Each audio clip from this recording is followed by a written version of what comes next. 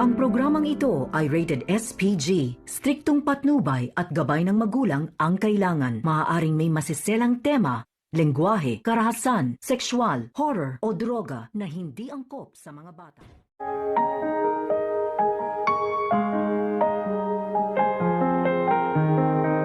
Narito na nga ang ating advance highlight dito sa Cruz versus Cruz. Nakiusap na nga itong si Felma dito kay Hazel. Napayagan ngang umattend itong si Manuel sa burol ng kanyang anak na si Jessica. Ngunit sinabi naman dito ni Hazel dito kay Felma na pumapayag lamang daw ito kapag sumuko nga itong si Colleen at aminin nga ang ginawa ni Colleen na siya nga daw ang tumulak dito kay Jessica.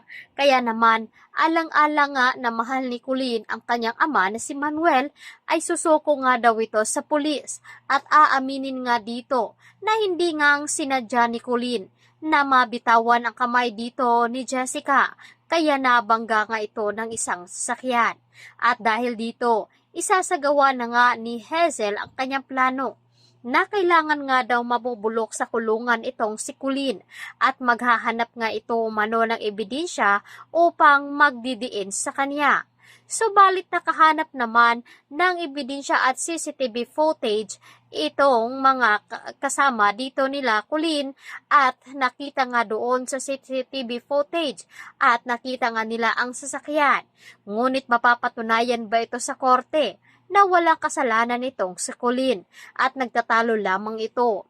Pinagdidiinan nga dito ni Hazel kay Manuel na si Colleen nga daw ang kriminal at si Colleen ang dahilan kung bakit nawala ang kanilang anak. Ngunit hindi naman naniniwala itong si Manuel dahil mabuting anak nga itong si Colleen at pinalaki nga daw ito ng gusto ni Felma. Subalit, pinagdidiinan nga ni Hazel at hindi nga papayag si Hazel na hindi nga managot si Colleen sa ginawa dito kay Jessica dahil nag-iisang anak lamang ito. At ngayon nga ay inilibing nga itong si Jessica at naroroon nga itong si Manuel at pati na rin si Felma. Ngunit sa kapalit naman ng ito ay susuko nga daw itong si Colleen upang maipaliwanag na rin ito sa mga pulis ang nangyari dito kay Jessica. Mapapatunayan na nga ba nila na inosente itong si Colleen at wala itong kasalanan? Kaya tutukan natin ito mamaya na sa Cruz versus Cruz. Maraming salamat!